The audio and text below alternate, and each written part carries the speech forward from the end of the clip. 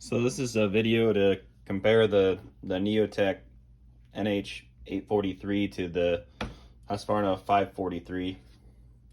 Some of the first differences that you'll notice is in the air filter. The air filter for the Neo-tec is really see-through and doesn't fit up very well. They just smash a piece of rubber underneath it, where the Husky one is a little bit better mesh.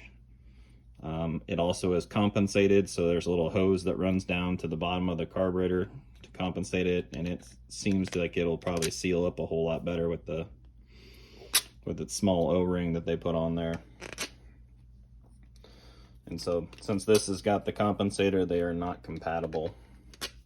The compensator is on the carburetor, comes down to the bowl side. Something else that was interesting was the carburetor that I had to have this one way out on both screws to get it to run right. I was out 2.5 on the high side and 4 on the low side. Both the high and the low screws look to be almost the same, whereas the Husky ones are pretty much the same as well, I guess, which is odd. Usually the low side ones are a lot longer than the high side ones, but so I'll be looking for some problem inside this carb at some point in time. I'll have to tear it all down, take a look on the inside. Mufflers, the clone one is a wide open can, no baffle in there, just some big holes. It has provisions for a screen but didn't have one. Also, it didn't have the support that the Husky did on the front. The Husqvarna one, of course, there's another internal baffle that runs all the way through it. Let me grab a flashlight.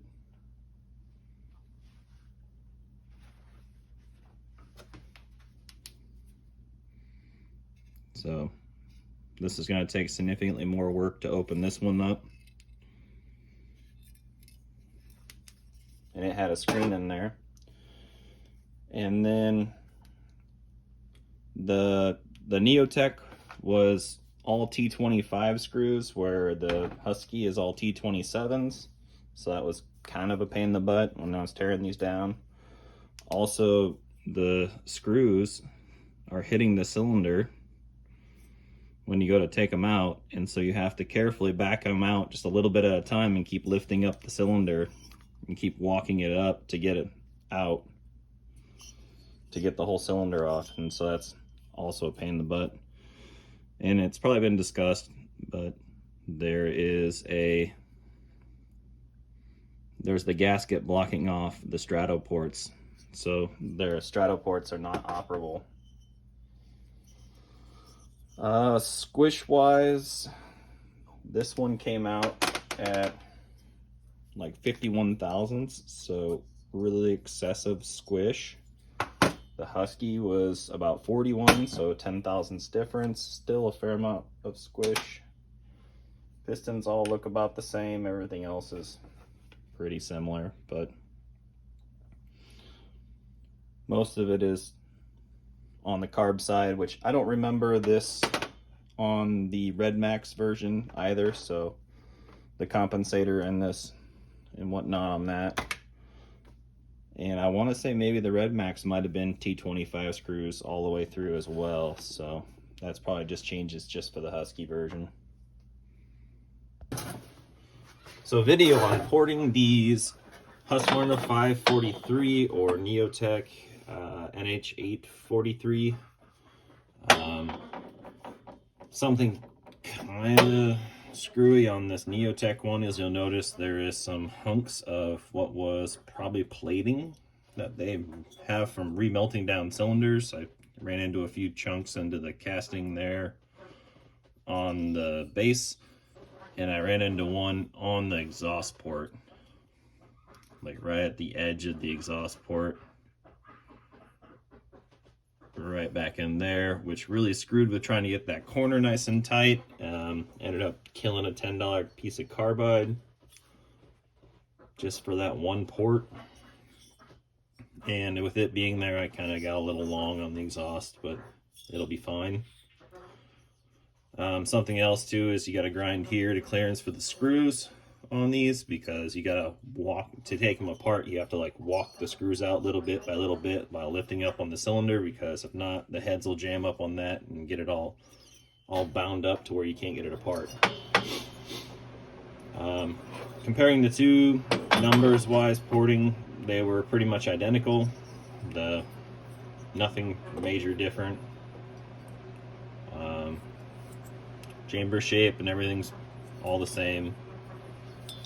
No major differences. Something else too on these, the intake shape is kind of unique.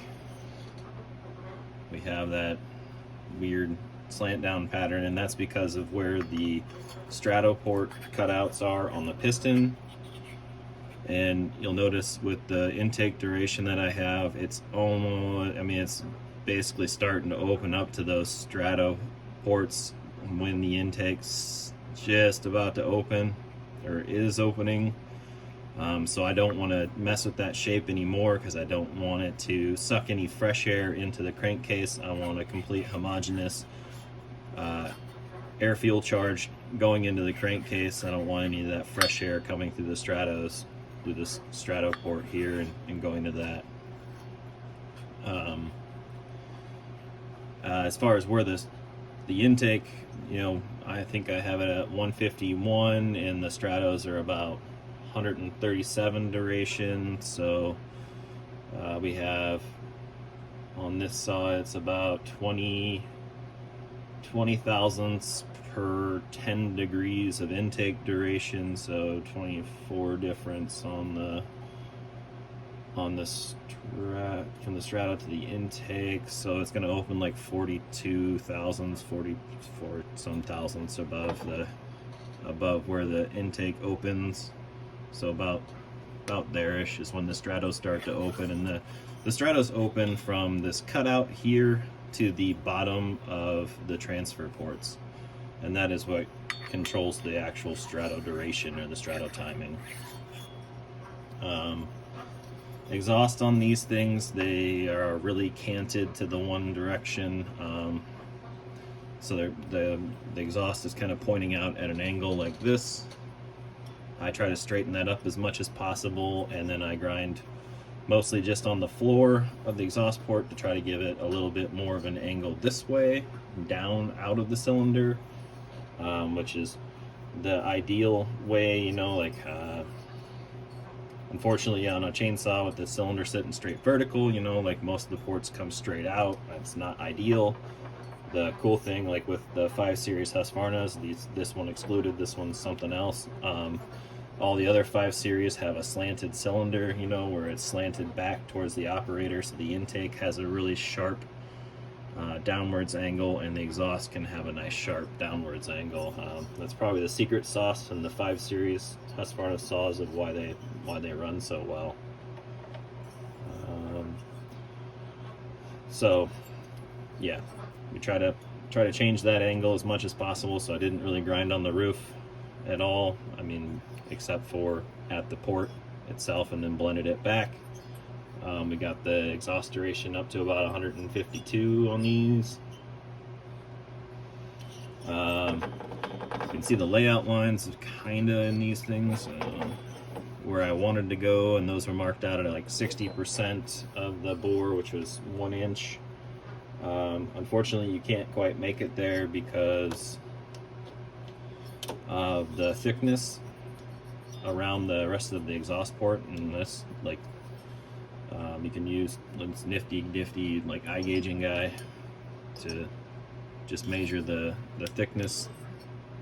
You can see I got it down to 24 thousandths there, so that's pretty thin, 29, 28-ish there. It's real thin already on the outside of the exhaust port. So I can't make the actual port itself any wider. So there's no sense really trying to like flare out the end, you know, just the cylinder side of it, where it just wouldn't get you anything. So we ended up at, you know, 0.935, I think, which you can measure by using something like this and getting it to just barely slip fit, and then measuring it with the gyro calipers, or you can trace it out on the piston using a mechanical pencil like this. These are like the paper sharp writers that I like to use, because the tip of it's really narrow and it helps get right up to the edge and get a nice trace. Transfer ports on these, you got them pretty identical between the two of them. They're small, and on these small chainsaw cylinders we can make the corners really tight, and so I like to use the Lucky Dog handpiece with like the normal burr to get it pretty much roughed in, or right there, and then I come back with the 7408 burr to get the corners nice and tight. Other stuff I used during all this was like this. I think it's an SD43. Don't quote me on that, but it's a cylindrical shape with the rounded nose, 3/16. It does really well at getting the intake. You can get those corners of the intake there flared out nicely, and get your time area there, as well as then a nice like 40 grit cartridge roll to rough up the intake and create a little bit of turbulence to keep the fuel from dropping out of suspension. Something else is like a SE51. So this is an egg-shaped 1/4 inch single cut burr, which I use mostly for doing the exhaust shape and, you know, maybe raising this thing up a little bit and doing other various work. You can get these from like Buckeye Carbide. They're a great company. You can get them in a single cut, a double cut, or the Alumahog, which, you know, like I think the Alumahawks are something like $14 or $15. The other ones are single cuts are $8 or something. Invest in some good carbide. It'll save you a ton of time when you're actually grinding on these things. So the carbide that you get in the kits off of eBay or Amazon or something like that, they're so dull that all they do is just smear aluminum anyway. So exhaust port shape, we covered that, but you know, we just use the gasket to gasket match it, and then move over to the muffler and then match the gasket to the muffler. Here's the muffler mod with a big deflector that I just bent up out of sheet metal, and I'm just opening up the hole where the screen is as large as I possibly can for that screen, and I'll slip the screen back in them before I do the final assembly. That'll be a more than enough muffler mod for them. Pistons have been ground up a little bit, you know, trying to get some weight out of them, free up a little power. So let's see, yeah. Something else to note is I'm gonna have to, so I probably won't get these things together until maybe tomorrow or the next day, because there is a little step in the bore on this Husqvarna cylinder that will catch the piston now that I've tightened up the squish. So I'm gonna have to set this thing up on the lathe like I would to cut the squish band, and just bore that little lip off of there, which is a pain in the butt. But if we want to have that tight squish and have the compression from that, we got to get rid of that. So other things too that were kind of essential is like a little ball diamond here is great for putting the chamfer on these tight corners of the transfer ports, and then like a 3/8 ball diamond to put the chamfer on everything else. think that's about the majority of what I used for these. So that's that. If anybody has any questions, please leave them in the comments and I'll try to get to them. Got the 543 Husqvarna cylinder up here on the lathe. Just finished cutting the step out of the squish band, or off the cylinder wall, I guess. It was about it's a lot easier to measure it here when you're just touching off of things, but it was about 40 thousandths tall almost, 38 tall, 8 thousandths step away from the cylinder wall. So that would have definitely started to snag the piston and roll the edge of it, which probably would have resulted in possibly a stuck top ring. But as you can see, we just barely got the outside there.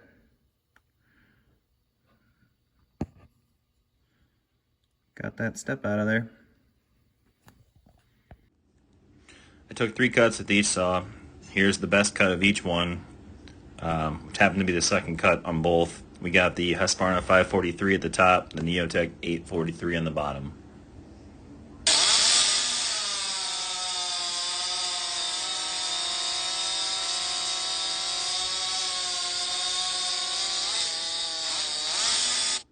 As we can see, the Neo-tec's still struggling a little bit. There's something up with maybe the coil or the carburetor.